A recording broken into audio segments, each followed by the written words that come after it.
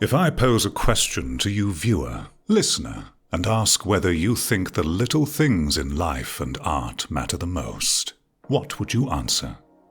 In fact, your answer isn't in any way relevant to this media you're consuming now. I asked it merely to grab you, hook you, get your deeper attention to snap onto the topic, and I asked you in a way to invoke the most intrigue I can. Because we care more about how something is said than what is said. Did my voice and imagery guide you sufficiently? Was I successful? Has my risk-taking, cheeky subversion impressed you enough to hang on for a while longer to see where this goes as you watch and listen sharp-eyed with half a grin? Or perhaps it's a morbid curiosity keeping you along with the ride, but with every extra syllable I utter in this monologue still not revealing the ultimate point. Maybe you're edging ever closer to attention oblivion sweeping you away from me. Nonetheless, in this moment I am addressing you uniquely, different to the norm on this platform.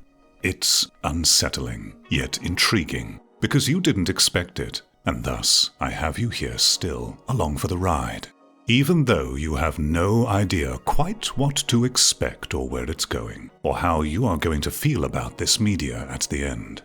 If I showed you this script prior to my recording, you would no doubt tell me this intro is terrible, obscure, convoluted, odd, eccentric. It will fail to engage the audience, and you would likely beg me to scrap it or rewrite into something we all know can work, is safe, familiar. And yet here you are still. Why? Isn't it fun when you're caught off guard? My name here is Mr. VR Voice. You may call me Mr. V, or V, whatever really, it doesn't matter. The point is that we are all made aware of the subject and object of our attentions, and for this channel and media, our object is virtual reality. Now that I have you here, I'm going to argue why we need to greatly slow down in some virtual reality games, with emphasis on realistic shooters. I'm talking about avatar movement speed. We are moving too fast, and it's causing us to overlook the potentials of VR because we keep designing the fundamentals of interaction as if we are using a flat screen with standard inputs. Let me ask you a sincere question, which I want you to ponder for a moment. If you're listening to this content, then chances are you've thought of it already, and it won't be hard for you to answer. Why does virtual reality excite you? Why would you rather experience something in VR than flat screen? I'll wait, or rather, you will. Oh, shucks. Seems like I can't hear you.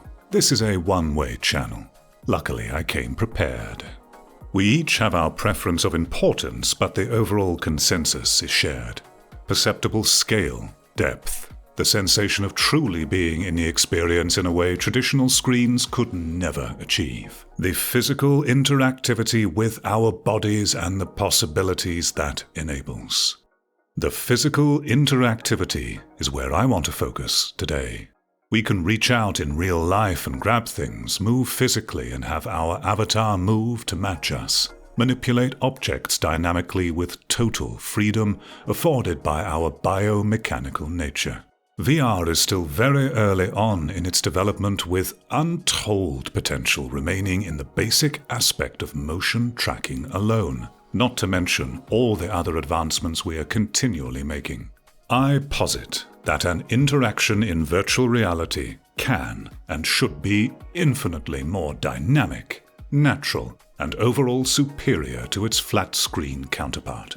A game in VR can and should often play dramatically different and be able to take the fantasy to a whole new level that is more in tune with our own biology, enabling some of the most intimate, intense, immersive virtual experiences we've ever had the good grace to participate in.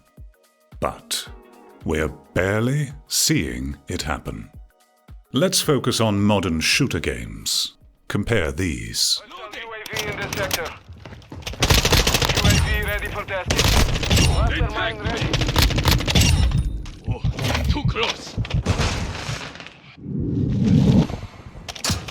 Requesting front flyover. Copy. UAV orbiting the AO. Recon is online.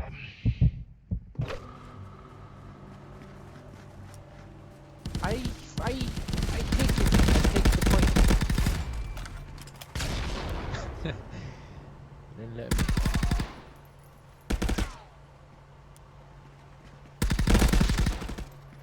Oh shit, one is flanking right side.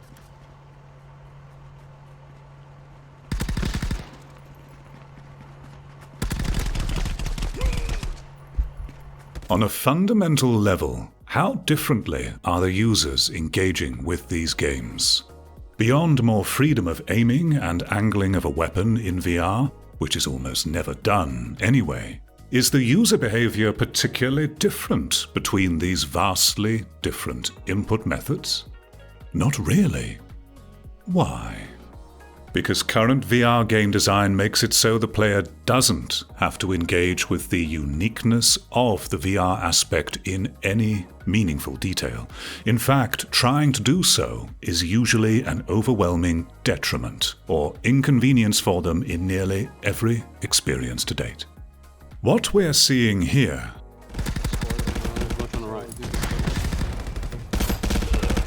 is fundamentally no different to the core input of what we were doing here on the Nintendo Wii with IR aiming.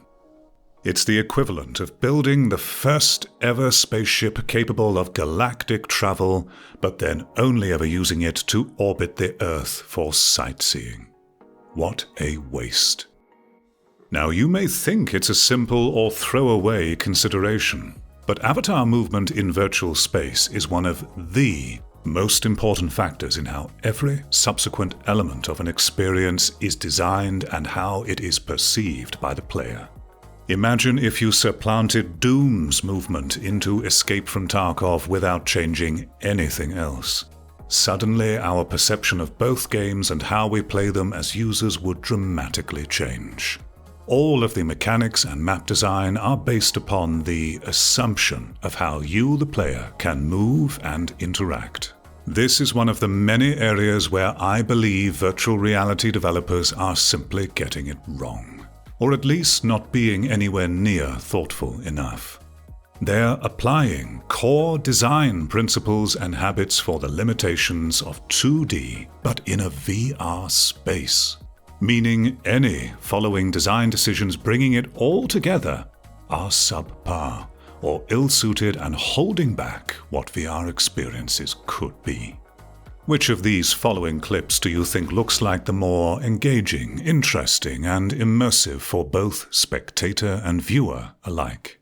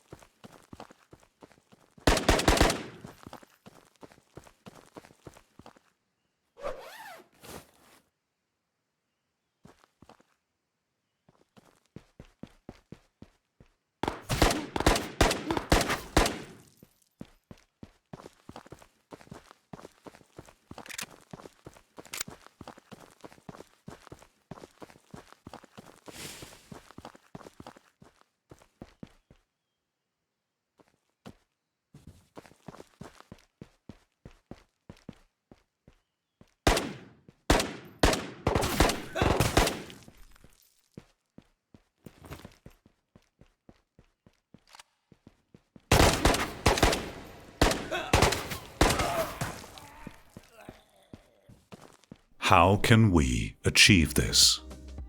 Simple. Slow us down a lot. More specifically, greatly slow down our acceleration until we satisfy certain conditions first, which I'll detail in a moment. Even in its present infant stage, right now, virtual reality can take our core interactions far beyond anything done before, if designers break away from old habits and start opening their minds to how different the potential VR gaming can be. But we animals have a bit of a contradicting nature, though.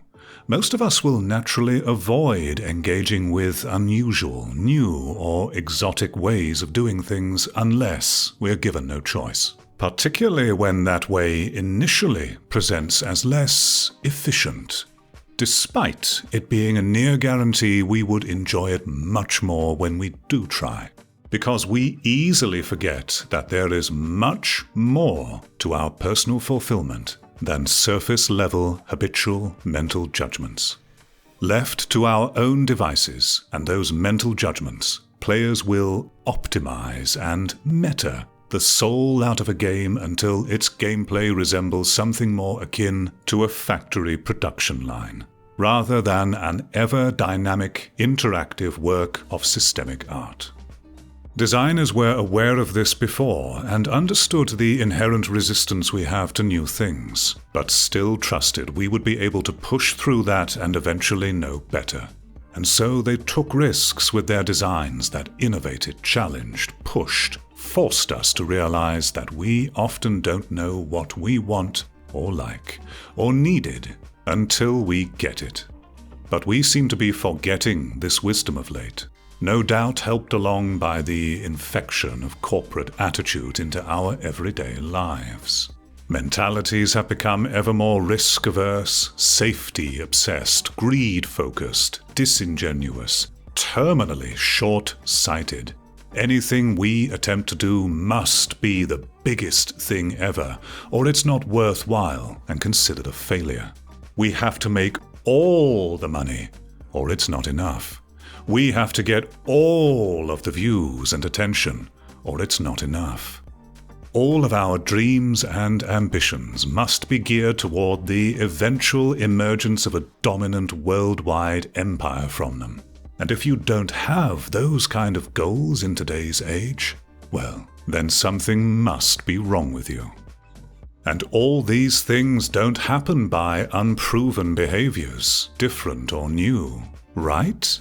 Everybody already knows exactly what is good and what's best for us, right? We definitely don't all love to linger in our ever-narrowing echo chamber bubbles, right? To realize greater innovations and potential, designers need the wisdom, confidence, and skill to force and coax us by their design principles, because users are damn well not going to do this automatically. In the case of shooter genres in particular, to get users and game design to start being more considerate of the 3D depth and motion possibilities, slowing us down greatly will achieve this. Adding a significant inertia to starting virtual movement, and only virtual movement, causing it to accelerate slowly in perhaps an exaggerated way that it would be more efficient to do faster, snappy movements with our own bodies instead, would be a great starting point to kick us all up the arse and have us start playing VR. If this is done, we would naturally need to start engaging with our virtual environments so much more. Plan our movements and spacing more deliberately, as it now has higher stakes and meaning. We would naturally start moving to and noticing areas in virtual space that offer decent cover and spacing, if needing to lean and peak physically. By necessity, we would then engage more with the virtual space and inputs. Players would be less inclined to zip around like floaty 2D avatars, because it is no longer consequence-free and leaves them vulnerable and punishable if done recklessly. Player behavior would start inclining away from floating around maps while aiming down sights 24/7. no different to all other 2D shooters, and toward dynamic physical interaction. Blind firing, realistic leaning and peeking, checking your environments for advantageous little gaps to scout and shoot from in ways impossible with preset animations and toggles. With the mere single act of slowing down virtual avatar acceleration and top speed, unless we involve our bodies, the kind of emergent behavior in line with our nature that we'd begin to see, I believe, would be compelling and engaging beyond anything experienced before. Players' actions would start lining up more with who they truly are physically, behaving more like they were actually there, like themselves. The line between player intent and avatar becoming ever more blurred and unified. The levels of immersion would be off the charts. People would play as if, it was virtual reality. And that would come with all the natural checks and balances which designers needn't interfere with. Simply let nature take its course. The more we're required to integrate the motion and tracking as part of the core expected behavior, the more we will see emerge. To this day, sprinting in nearly every VR game is something still only done by pressing a toggle button on our motion controllers. An on or off state. But for half a decade, we have had working motion and gesture controls to input commands or activate movement that yet have been criminally underexplored. Arm swinger movement is a good example of this, with the best native implementation I've found to date being in H3 VR. But that method does have its drawbacks. Solely relying on motion for all movement makes important actions like strafing a cumbersome or impossible task sometimes, alongside some conflicts when wanting to move and take other actions simultaneously, like firing a weapon or swinging a weapon. Arm swinger feels fantastic to do overall, but the limitations are apparent. Yet, I've seen none attempt a hybrid input despite having the core issue already solved. An excellent middle ground to further enhance our experiences would be to integrate our own motion gestures to cause sprinting instead of pressing a button. If holding a one-handed weapon, make it so that swinging your arms appropriately would ramp up your speed into a sprint, according to how rapidly you move them. Different poses can be incorporated. A player can choose to hold a weapon more ready in one hand, while only using the other for a sprint gesture. The consequence being they wouldn't move quite as fast as using both. A logical and natural trade-off. The same can apply for wielding two-handed objects, gesturing appropriate to how we would in real life to move faster, with a range of possibilities offering different speed potentials. But what about the risk of accidental gestures causing unwanted behavior, I hear you ask? Simple. Gestures can be made to work only while holding a modifier button on our controllers, just as arm swinger functions now. This is another area where we need to rethink the paradigm for virtual reality. Physical buttons. We don't need a dedicated button for interactions, because we now have our bodies to gesture dynamically as needed. We don't need an item select button anymore. We can now physically place and holster and use gestures and in-game objects to summon what we need. We don't need a reload or recharge button or crouch or prone button anymore. We do it physically. You get the idea. The pressing of buttons in virtual reality needs to become subordinate to our own physical gestures, taking center stage for inputs.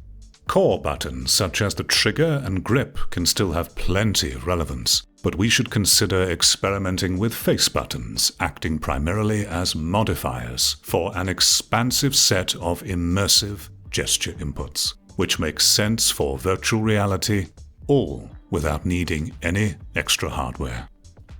One thing always leads to another. What begins as simply slowing us down and forcing us to engage more intimately Upon realizing the unique joy of this, we will start wanting to go further. Inspirations from developers and players shall bloom alike, and will naturally give opportunity and support for more innovation to emerge. Imagine you're in a team-based shooter game, pinned down behind cover with a squad mate at your side, and now that movement is so much more meaningful. You naturally spend more moments alongside each other, and thus chances for more interactions will come of this.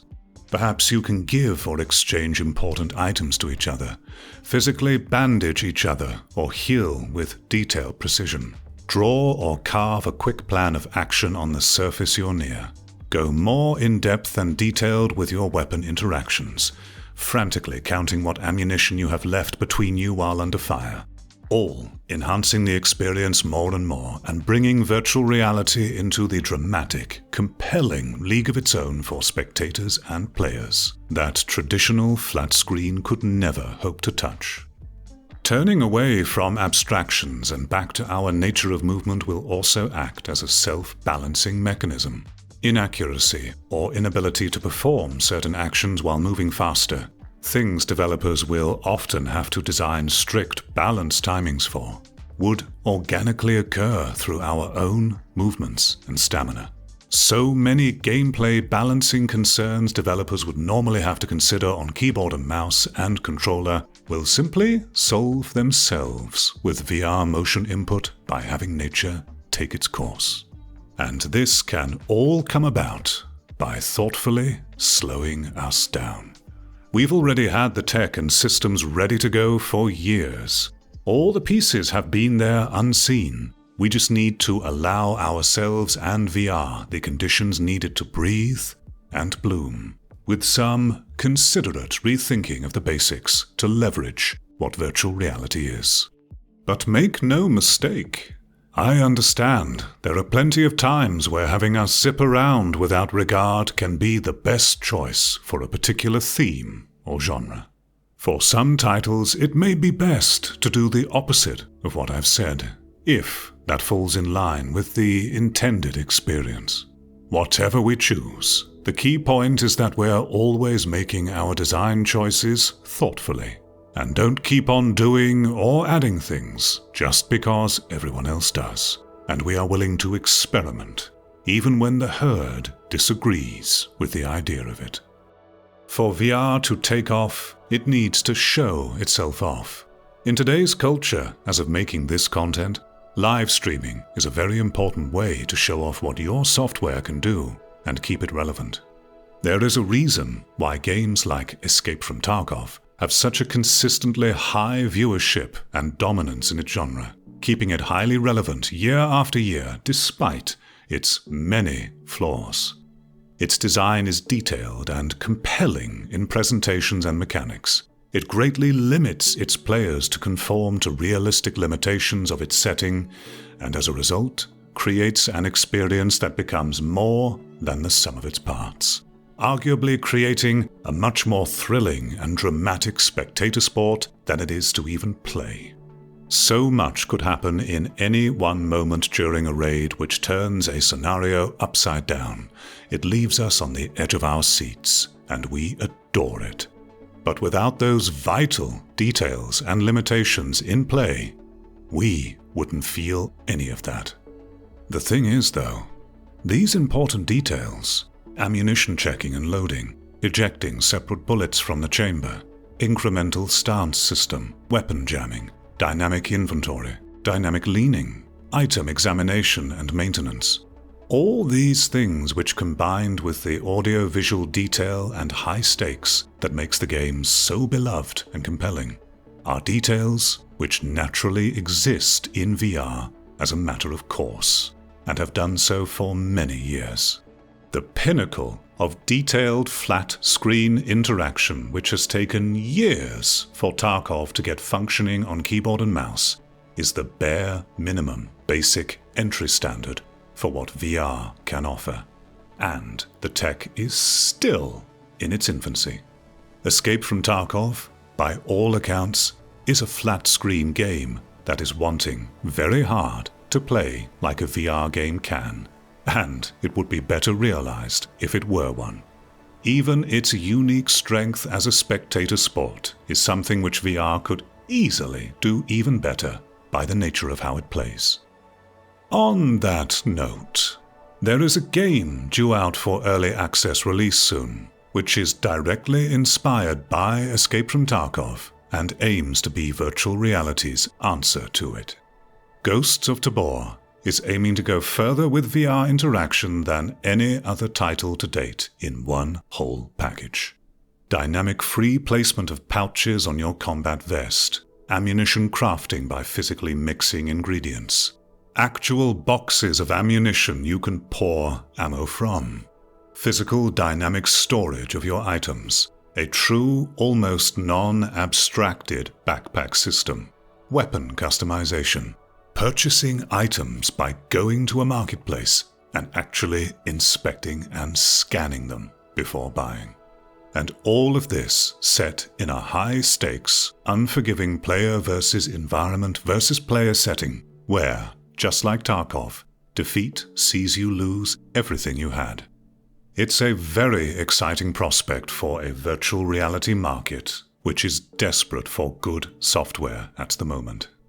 I've had access to the closed alpha test in Ghosts of Tabor for a while now, and they've made incredible strides during it, bringing more possibilities than I ever expected. These devs have a great attitude and really seem to get what VR is capable of, and are working very hard to show us. For all these wonderful innovations of dynamic 3D interaction coming in Ghosts of Tabor, if the core design foundations of player behavior are not designed thoughtfully enough to force meaningful, compelling engagement with the whole package, then it could all fall flat, as players would succumb to the behavior I highlighted earlier, and treat all that stuff as an inconvenience getting in the way of their efficient, optimal meta mindset.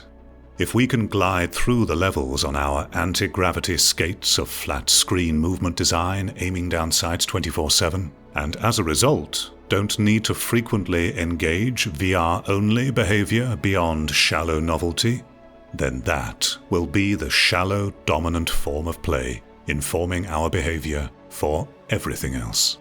And I will promise you, beyond the attention of initial first release, this behavior will not hold the interest of viewers and players for long. We do not come to VR to watch a disjointed imitation of bog-standard flat-screen gameplay behavior. Deep down, we all know and feel virtual reality can and should be so much more, so we quickly tune out. I am admittedly tempering my expectations, and I think you should too until Ghosts of Tabor releases, because despite all the great things coming with this game, there is a caveat, as is often the case for ambition. Ghosts of Tabor is going to be cross-play with the Quest 2 platform. No doubt a necessary business decision, but it does mean the potential scope and fidelity is going to be massively hamstrung to keep parity with the aging mobile hardware throughout the lifespan of the game. As a result, I am not expecting particularly great audio-visual fidelity to complement the interactions like we do with Tarkov, and I'm bracing for a lot of compromises with AI behavior and animations too.